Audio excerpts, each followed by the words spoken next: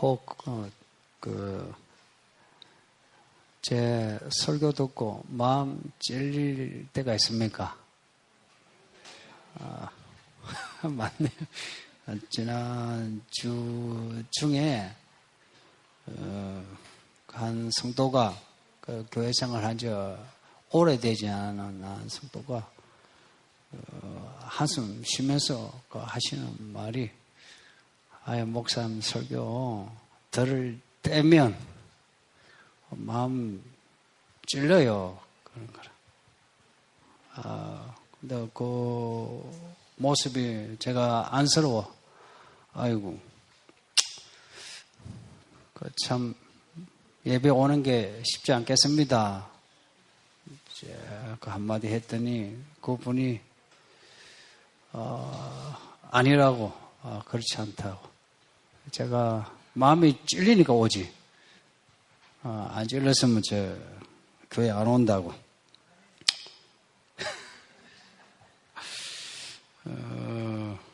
사실 설교하면서 어떤 그 말에 여러분이 좀 찔릴 거라는 거 알면서 할 때 있어요. 또 그렇지 않은데 여러분이 찔린 경우도 있고. 그런 말, 찔리는 말이다 하는 거 알고 할 때, 제 마음이 그렇게 편치 않아요. 설교하면서 늘 제가 많이 긴장하는 것 같아요. 뭐 말하는 걸 긴장한다기보다 긴장하고 좀 떠는데, 위로는 하나님이 제가 해야 할 말, 본문이 가지고 있는 메시지가 있어요. 우리에게 주는 메시지가 있어요. 그걸 제가 무식해서 혹은 또 여러분 눈치 본다고 해야 할 말을 못하면 하나님이 뭘 하실 것 같아서 겁이 억수로 나고 또 할 말을 했는데 여러분이 또 마음 찔려 상처 입을까봐 그게 좀 민망해요. 했잖아요. 할 말은 했지만 그 마음 아파하는 거 보면 되게 안 됐거든요. 또 그러다가 교회 또 떠나면 그 마음 저도 더 아프고 그래서 늘 가지는 결론은 하나님 뜻대로 되리라 하고 제 분량에 맞게 말씀을 읽고 생각하고 해야 할 말을 하려고 합니다. 이해해 주세요.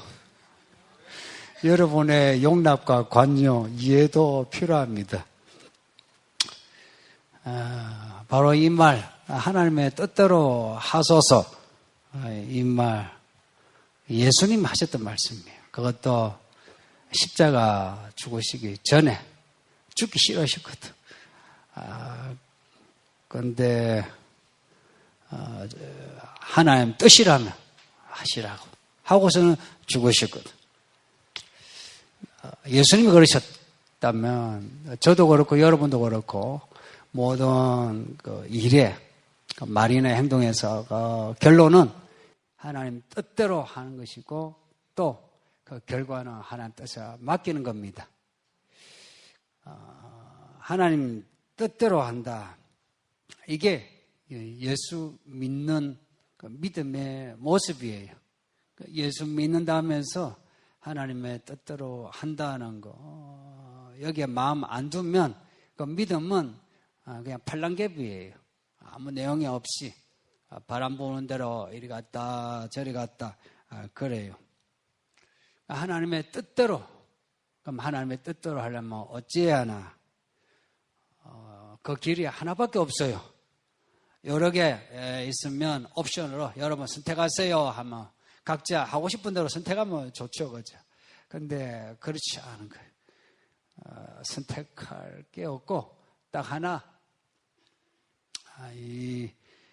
성경책에 기록된 말씀대로 사는 것밖에 없어요. 이거 읽고 생각하고 여기에 깨달아지는 거, 그거 살아가는 거.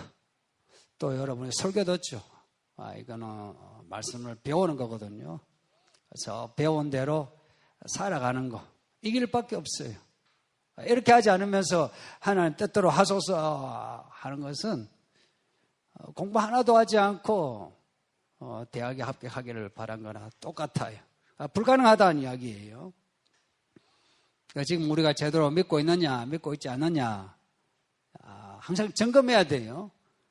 점검하는 게 이제 마음 아픈 거죠. 그 말씀은 뭐냐?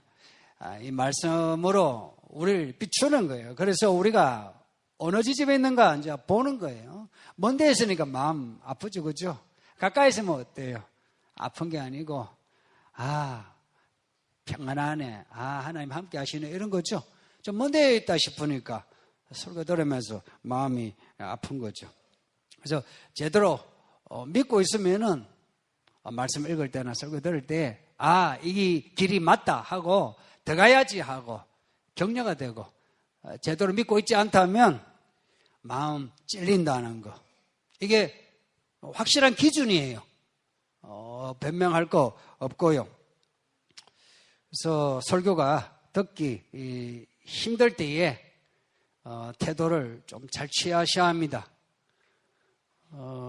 오늘 본문에 보니 베드로 설교를 들은 사람들의 반응이 나와요.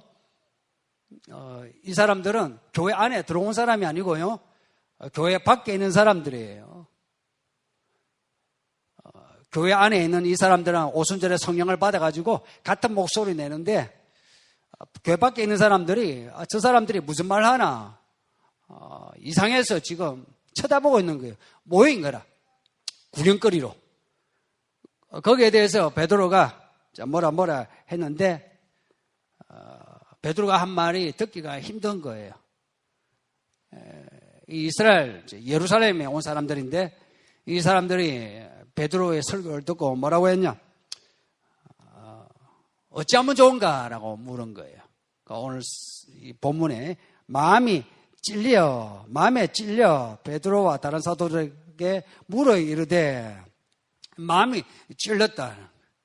찔리면 보통 아야 하고서 싫어가지고 가는 경우 있죠. 혹은 마음에 분노가 차가지고 왜 내 마음을 찔러 하고서 바로 공격하는 수도 있죠. 그렇게 해서 예수님을 죽였잖아요. 근데 오늘 본문에서는 좀 다른 반응이 나와요. 참, 이 다른 반응이 나오기까지 많은 과정이 있었다는 거.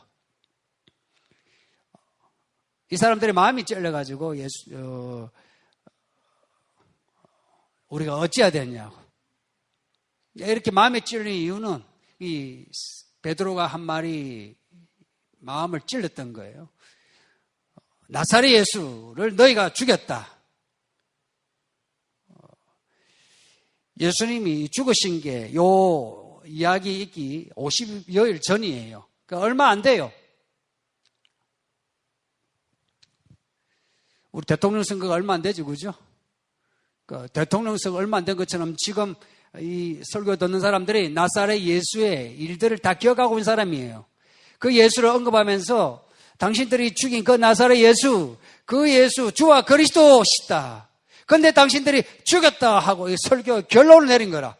뭐 축복합니다 이게 아니고, 당신들이 주와 그리스도가 되신 그 예수를 죽인 사람이요 하고 설대질을 하니까 살 때마다 푹푹 하면서 다행히 이제 도망 안 가고 어찌합니까?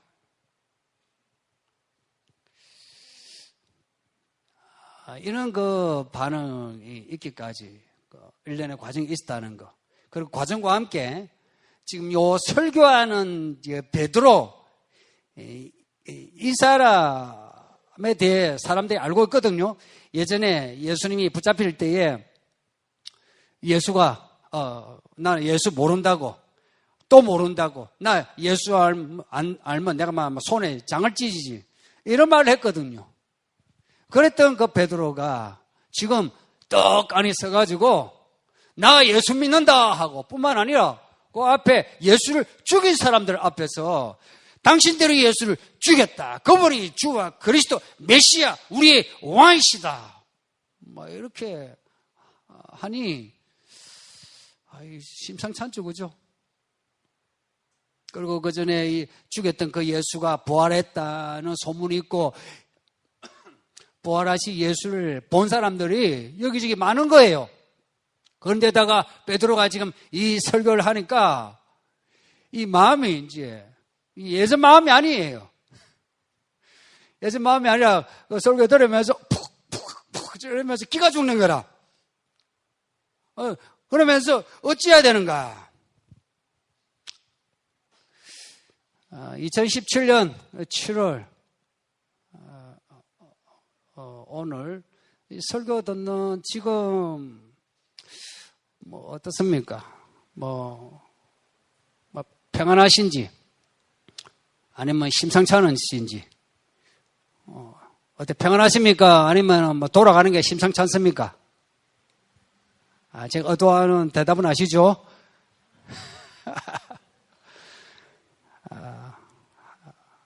요즘 늘 심상찮습니다.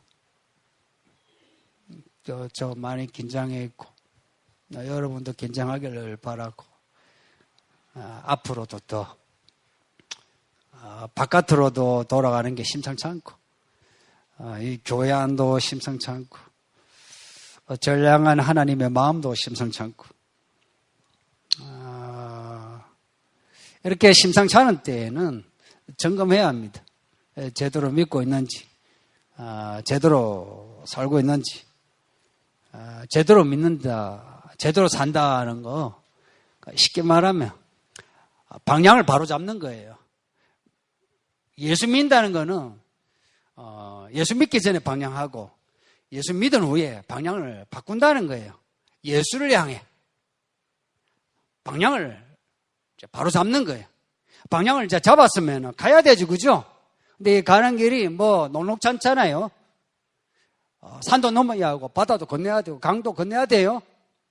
뭐 평지도 있겠지만 근데 가야 돼요. 제대로 가고 있느냐? 제대로 믿는다는 것은 방향 바로 잡고 제대로 가고 있느냐? 이걸 점검해야 돼요. 그래서 제대로 믿고 있다면 좀 돈이 없어도 좀 아파도요. 마음에 생기가 이렇게 솟아나요. 생기 아시죠? 뭐 돈 많아서 건강해서만 생기 있는 거 아니죠. 막 이렇게 뭐 이두박근 삼두박근 이래도 집에서 아무 일 못한 사람이 있고 바깥에서 뭐 해야 할 말 못한 사람 천지백갈입니다. 그러니까 몸이 안 좋아도 그 마음에 생기는 좀 다른 거예요. 그리고 기쁨도 여러분 기뻐할 일은 없는데 이 기쁨이 솟는 거 있죠. 그 기쁨이 우리를 평안하게 하는 거 아니에요? 그리고 그 평안함이 우리를 여유 있게 가지고 있죠. 마음의 여유. 마음의 여유가 있어야 좀 사람을 대할 때에 편안하게 대하죠. 마음의 여유가 없으니까 막 깐깐하잖아요. 그리고 살아가는 게 팍팍하지고죠. 혹은 뭐 돈 좀 없으면 뭐 걱정되고 누가 나 뭐 건드리면은 그냥 뭐 더 오버해가지고 그 사람 또 공격을 하게 되고 또 뭐 술, 담배 이런 것도 뭐 예수 믿은 지 오래돼도 끊지 못하는 이유는 그 마음이 팍팍해서 그래요. 그 기쁨과 생기가 가득하면은 그게 꽉 차면은 그 몸에서 바라는 거 뭐 술에 뭐 담배에 혹은 뭐 다른 취미생활에 그 기쁨 있죠. 그거 다 커버거든요. 근데 그 마음의 그 기쁨, 뭐 마음의 생기, 평안 이게 조만조만하니까 나머지 그 구멍이 빵빵빵 나와 있는 거라 그 구멍을 메꾸는 게 지금 다 술이고 담배고 거짓말이고 엄난이고 그런 거죠, 그죠? 안 그렇습니까? 우리 남자들 조심하세요. 그래서 남자들은 할 일이 뭐냐면 그렇게 손을 들어 기도하는 거예요. 이 손으로 딴짓하지 말고. 오늘처럼 이렇게 예배 우리가 같이 드리지만 제대로 안 믿으면 내가 예배 드리면서도 무슨 예배를 드리는지 몰라요. 그리고 이 예배를 하나님이 어떻게 보시는지도 잘 몰라요. 그 사람을 만나면 그 사람의 반응을 우리 체크하죠, 그죠? 아, 저 사람이 나를 좋아한다, 안 좋아한다, 내 말을 뭐 받아들인다, 안 받아들인다, 알죠? 예배는 하나님을 만나는 거죠. 그럼 이 예배 가운데 하나님이 우리를 어떻게 보시는가? 그 반응을 체크해야 되지 않습니까? 오늘 기도하는데, 찬송하는데, 하나님이 내 기도를, 내 찬송을 어떻게 받으실까 하는 것을 체크해야 돼요. 체크하면 아는가? 알 수 있을까요? 알 수 있어요. 안 보이지만, 더 확실하게 알 수 있어요. 그 하나님 하늘에만 계신 게 아니고 성령으로 우리에게 알게 하세요. 느끼게 해요. 네, 이런 문제에 대해서 그냥 좀 심각하게 생각하지 않고 그냥 넘어가는 거, 이거 좀 생각해야 합니다. 자신이 그렇게 살아왔고 혹은 사람들이 지금 그렇게 살고 있다, 이렇게 변명할 수 있죠. 근데 성경을 이제 읽어보시면 혹은 제가 이 자리에서 이렇게 설교를 들으면 있죠. 우리 마음이 그렇게 편치 않다는 거, 찔린다는 거, 혹은 하나님에 대해서 두려움이 막 생긴다는 거 있죠. 이거 그냥 넘어가면 안 되는 문제예요. 성경에 나오는 우리가 아는 그 유명한 믿음의 사람들은 이런 문제를 그냥 넘어간 적이 없어요. 다니엘이 먹는 거 하나, 그 음식 하나 먹는 것 때문에요, 목숨을 걸었어요. 이거 먹으면 마음이 불편한 거라.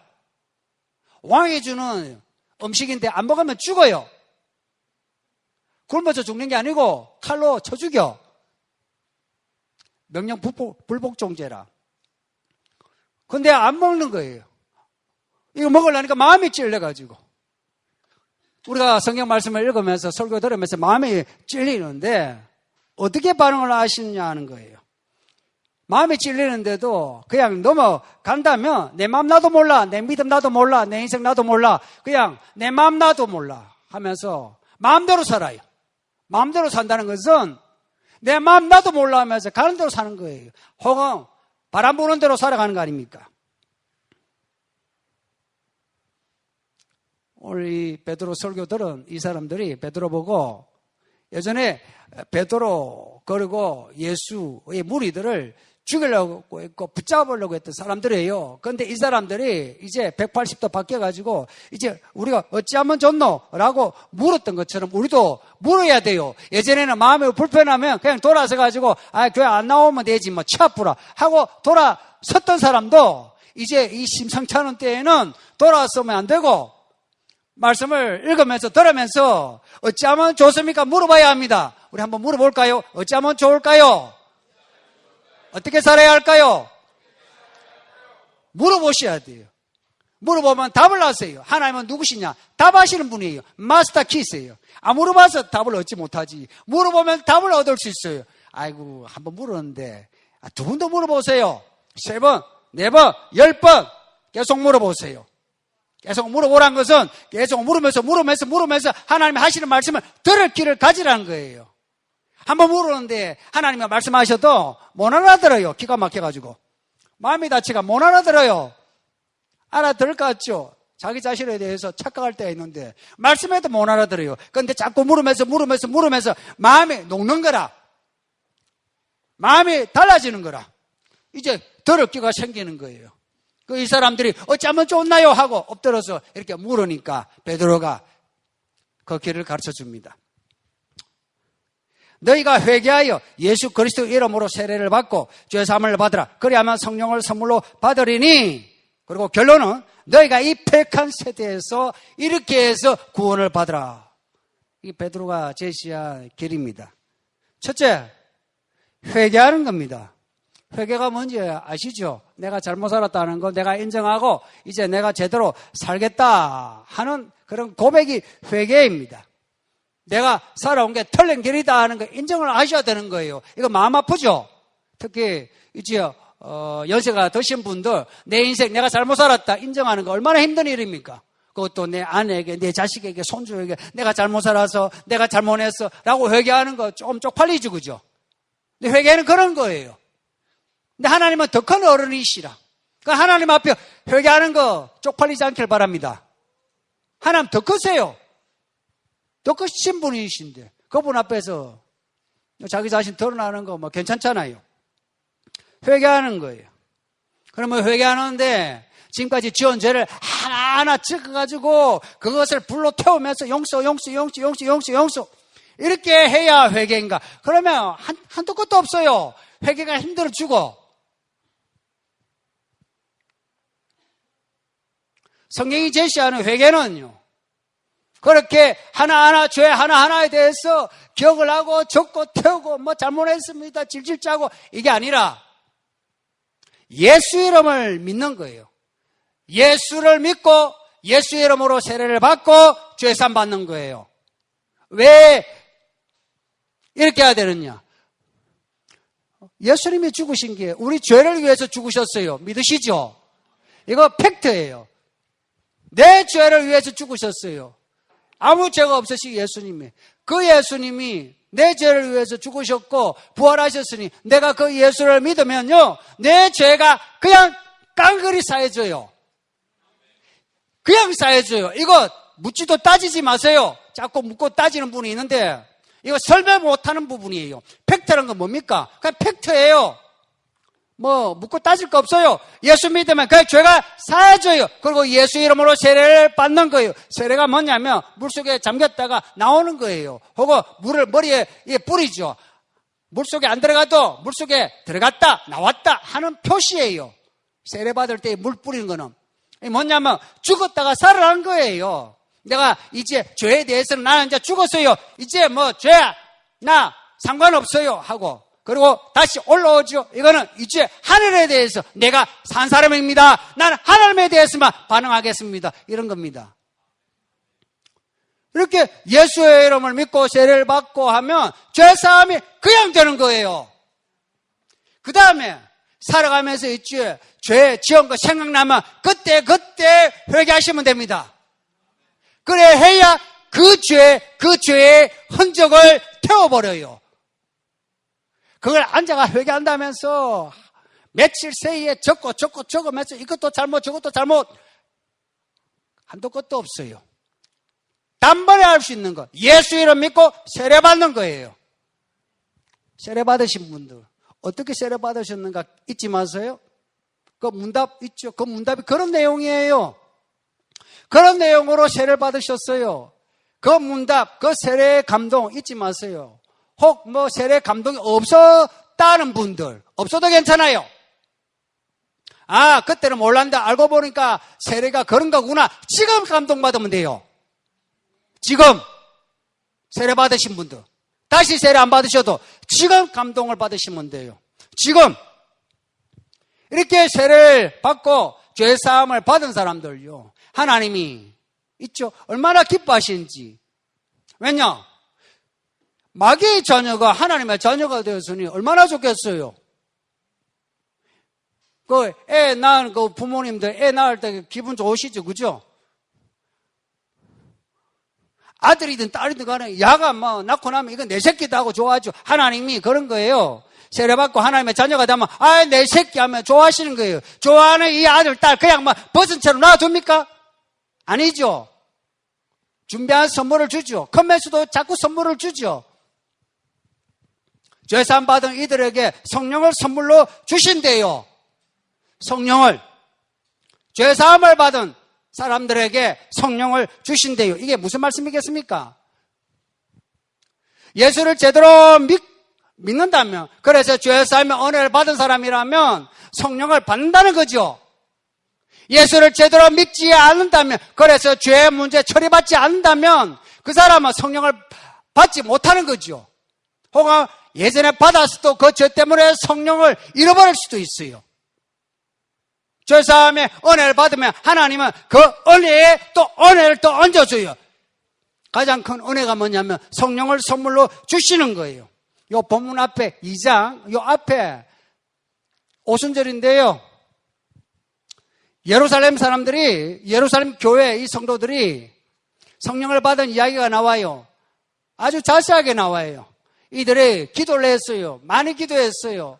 하니까 성령이 내려오는 거예요. 급하고 강한 바람의 소리가 나면서, 그리고 불의 해 같은 뭔가가 있으면서, 그것이 각 사람에게 들어가더래요. 각 사람에게. 이렇게 한 사람에게 들어가는 거예요. 성령은 무더기 도매급이 아니고 각자예요. 각자예요. 당신 성령 받았냐? 당신 성령 받았냐? 이렇게 묻는 거지. 여러분 성령 받으셨나요? 이게 아니에요. 각자의 믿음에 따라서 각자예요. 각자 급하고 강한 바람의 소리에 불의 혀 같은 그 성령을 받았대요. 이 교회의 시작이에요. 그 위에 모든 교회는 이 성령의 사건으로 시작돼요. 죄 사함을 받은 사람은 성령을 받게 돼요. 저는 성령 받았어요. 받으셨나요? 받아야 돼요. 받아야 되는 이유를 말씀드릴게요. 성령을 받았냐 안 받았냐 한 것은 모호하잖아요. 저는 모호한 줄 알았어요. 제가 예전에 부산에 있을 때 고신파 보수적인 교회에 있었거든요. 그는 주여 주여 아멘 아멘 하고 거룩하고 그랬죠. 기도를 해도 통성기도 안 해요. 그거 다 졸죠, 그죠? 그러다가 깨면은 이제 아멘 하면 이제 깨잖아요. 어릴 때 뭐 그랬거든요. 아멘 할 때 기도 끝난갑다. 장로님들 기도가 또 얼마나 길어요. 3분 4분이 이렇게 지나가니까. 근데 성령을 받냐 안 받냐 이게 저는 모호한 줄 알았어요. 모호한 게 아니에요. 사도행전에 나오는 이야기들 보세요. 성령을 받았냐 안 받았냐 이게 확실하게 나타난 거. 그래서 성령을 안 받았구나. 성령을 받으라 그랬어요. 이 교회의 시작이에요. 왜 성령을 받아야 되느냐? 성령을 받아야 하나님의 이야기를 살아요. 제가 드린 이 말을 잊지 마세요. 성령을 받아야 하나님의 이야기를 살아요. 하나님의 일을 할 수 있다는 거예요. 성령을 받지 못하면 하나님의 이야기를 못 살아요. 하나님의 나라가 뭔지를 몰라요. 듣기는 들어도요 몰라요. 마음이 찔리면 가버려요. 그런데 성령을 받으면요 찌르면 찌를수록 열어요. 하나님의 그 양날의 칼 같은 그 말씀, 그 수술을 자체예요. 나 수술해달라고, 나 좀 빚어달라고. 그러니 아야아야 하지 않겠어요? 하나님이 양날의 칼 같은 말씀으로 여기도 되고 저기도 되는데 마음이 아프지 않겠어요? 우리가 듣고 싶잖아요. 듣고 싶은 게 얼마나 많아요. 건드리면 아야 하는 거. 그런데 하나님이 그것을 건드릴 때마다 아야 하는데 그 마음이 가난하고 상하지 않겠습니까? 아프지 않겠습니까? 근데 하나님의 자녀는 그 아프고 상한 마음으로 하나님께 더 엎드린 거예요. 날 새롭게 해달라고, 날 새롭게 해달라고, 내 영혼을, 내 마음을, 내 삶을 새롭게 해달라고 그러는 거예요. 그게 믿음이에요. 성령을 받은 사람이 사도행전의 그 이야기를 만들어 갔어요. 그 이야기를 뭐라고 하느냐? 하나님의 큰 일이었어요. 성령을 받고 방언하는데 방언한 내용이 하나님의 큰 일이었어요. 하나님의 큰 일은 모두 하나님의 자녀가 해야 되는 거 아십니까? 목사만 하는 게 아니고요. 여기 올 처음 오신 분도 오늘 죄사함 받고 성령을 받으면 하나님의 큰 일을 하실 분입니다. 할렐루야. 그래서 나중된 자 먼저 돼요. 먼저 된 사람 조심하세요. 저같이 먼저 된 사람 조심하세요. 한 방에 훅 가요. 왜 이렇게 죄사함 받고 성령을 받고 하나님의 큰 일을 해야 되느냐? 그 이유가 40절에 했어요. 베드로가 이 고면의 마지막에 이 패역한 세대에서 구원을 받으라 라는 말로 끝내고 있어요. 구원이 뭐냐? 이 모든 과정이에요. 예수 이름을 믿고 세례를 받고 성령을 받아서 하나님의 큰 일을 하는 이 모든 것이 구원이에요. 구원받았냐 할 때 이게 정적인 이야기가 아니라 살아가는 그 모습이 구원받았냐 안 받았냐 하는 것을 이야기해 줘요. 이거는 모호하잖아요. 아주 분명해요. 우리가 알아요. 여러분이 한번 이렇게 돌아보시면 성도들의 변화가 보이죠. 없는 변화도 있죠. 오래 다녀도 변화가 없는 사람이 있죠. 다녔는데 얼마 되지 않았는데 변화가 있는 사람이 있죠. 그 변화로 이 교회에 어떤 향기를 내는 사람이 있죠. 그런 사람이 있는가 하면 교회를 오래 다녀도 아무 향기 없이 오히려 시끄럽게 하는 사람이 있죠. 어느 교회나 다 있어요. 여기에서 구원이 나타나요. 확실하게 나타나요.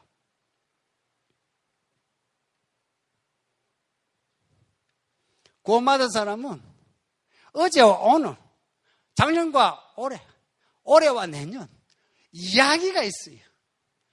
씨가 심겨져서 싹이 나고 꽃이 피고 열매 맺듯이 이야기가 있어요. 그냥 나이 먹고 집 사고 이런 게 아니고 하나님의 이야기가 있어요. 우리 모두가 느끼기에 이거는 하나님이 저 사람과 함께하는 것 같아. 하나님이 도우시는 것 같아. 저 사람이 변했어. 믿음으로 변했어. 이런 게 보여요. 확실하게 보여요. 어쩌다가 돌아오는 애차는 그냥 알 수 있죠. 제가 하나 예를 들게요. 왜 구원을 받아야 되냐? 구원받지 못하면 교회 하나님의 일 하나도 못해요. 요즘 말로 일도 못해요. 어쩌다 돌아가는 애차는 그냥 할 수 있어요. 그런데요, 매일 해야 되고 매 예배 때마다 해야 되는 청소 예를 듭시다. 혹은 매 예배 때마다 여기 앉아있는 이 사람의 일을 생각해 봅시다. 있죠. 어쩌다 마음 먹어가지고 한두 달, 세 달 청소할 수 있어요. 서너 달 하기 힘들어요. 몇 년 하기 힘들어요. 여기 앉아있는 거 한두 세 번 여기 앉아가지고 만지작 할 수 있어요. 도와줄게요. 할 수 있어요. 그런데 그 마음에 믿음의 감동이 깨지면 약발이 떨어지면 안 한다 이 말이에요. 근데 이 사람은 지금 몇 년째 앉아있어요. 몇 년째 앉아있다고. 약발이 그대로인 거라. 이게 구원이에요. 구원받지 않으면요, 청소 하나 못해요.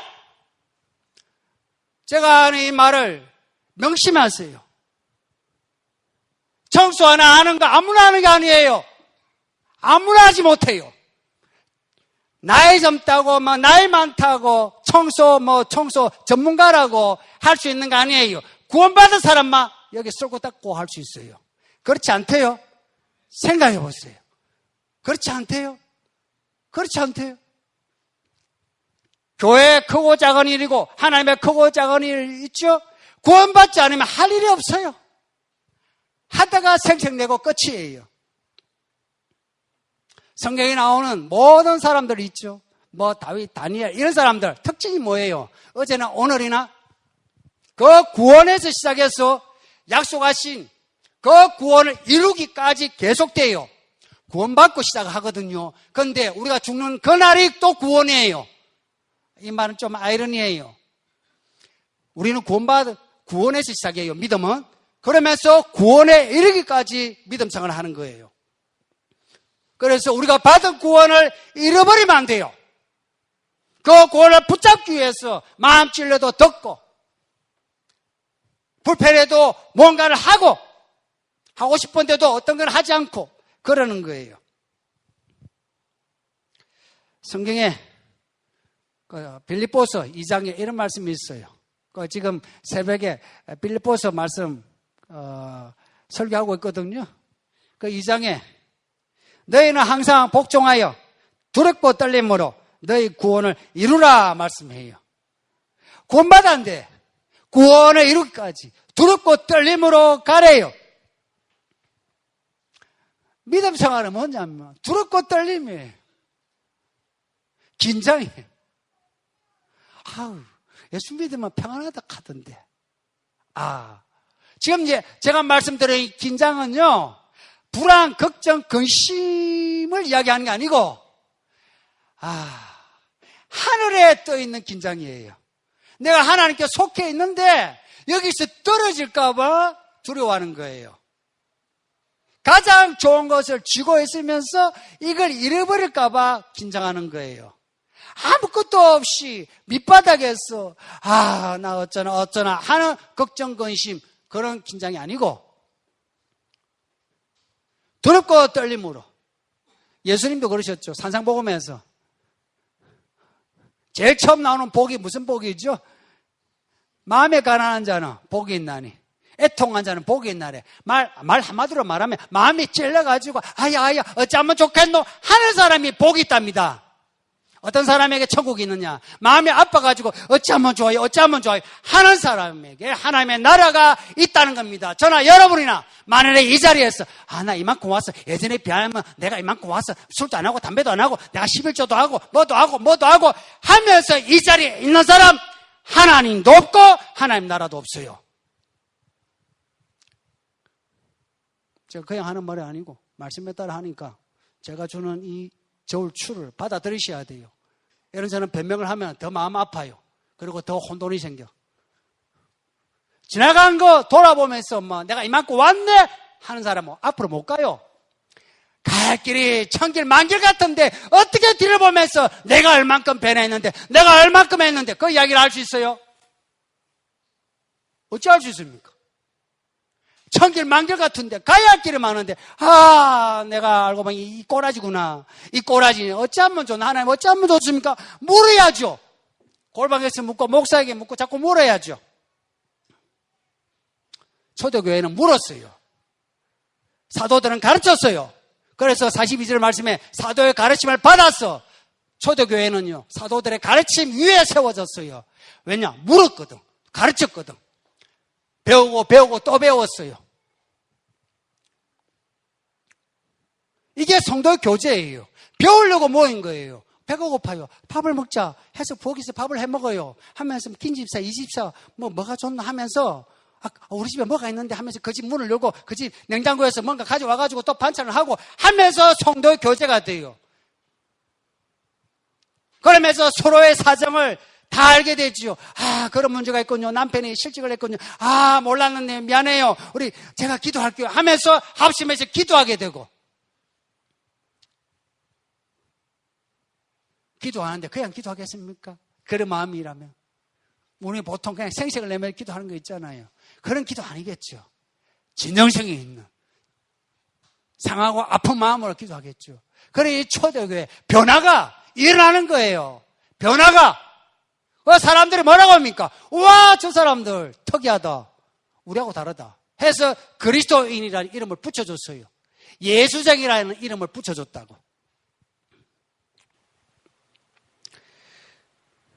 그렇게 해서 한 도시가 변했답니다. 뒤에 보면 에베소 도시 같으면 에베소 사람들이 변해가지고 그 에베소 사람들이 좋아하는 마술책, 그 점치는 책 있죠. 요즘 밖에 보면 타로 점이라고 많죠. 그런 책들이 있죠. 그 책을 모아가지고 그 마술쟁이, 그 점쟁이들이 그 책들을 다 모아가지고 불에 태웠대요. 그게 은이 5만이나 되는 책이었대요. 그게 얼마나 되는지 모르겠지만 몇 천만 원 되겠죠. 그 책들 모아가 불에 태웠대요. 그래서 그 도시가 변했다는 겁니다. 서울이기는 교회, 저나 여러분 어떠신지. 서울 이 강남 한복판에 여기 있으면서 이 교회가 지금 무슨 역할을 하고 있는지, 그 역할을 하는 데에 있어 그 시작은 우리 자신입니다. 내가 내 마음 찔리는 거 놔두고 바깥으로 뭘 한다고 해봤자 안 돼요. 변화의 시작은 어디서부터? 나예요. 나 한 사람이라. 목사부터 여기 새신자까지, 어른부터 아이까지 마음 찔릴 때 돌아와서 딴 데 가지 말고 혹은 구석에 처박혀서 그냥 있지 말고 어찌하면 좋노 물어보시고 답을 얻고 베드로가 제시한 대로 예수 이름 믿고 세례받고 그리고 성령을 받아 하나님의 큰 일을 시작할 수 있기를 예수 이름으로 축복합니다. 말씀을 생각하면서 한 2, 3분 정도 기도합시다. 오늘 말씀 제 생각에는 정말 중요한 말씀이라 생각해요. 오늘 우리 모두에게 믿은 지 오래되나 믿음에 확신이 없는, 구원에 확신이 없는 분도 있으시고 또 교회를 하면서도 무슨 일을 하나 알지 못하는 분이 있고 믿음의 혼돈과 혼란 가운데 있는 분들이 적지 않게 있거든요. 오늘 말씀 생각하면서 하나님께 물어봅시다.